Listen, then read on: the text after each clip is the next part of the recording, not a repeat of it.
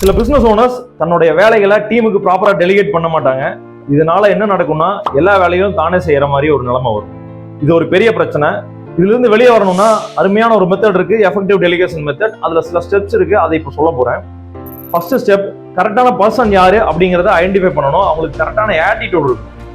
அதுக்கு அடுத்தது, நம்ம ஏன் இந்த வேலையை செஞ்சு முடிக்கணும், இது செஞ்சு முடிச்சா என்ன இம்பாக்ட் கிடைக்கும் அப்படிங்கிறத அவங்களுக்கு தெளிவா புரிய வைக்கணும். அதுக்கப்புறம் நம்ம என்ன ரிசல்ட் எக்ஸ்பெக்ட் பண்றோம் அப்படிங்கிற எக்ஸ்பெக்டட் ரிசல்ட் அதை தெளிவா புரிய வைக்கணும்.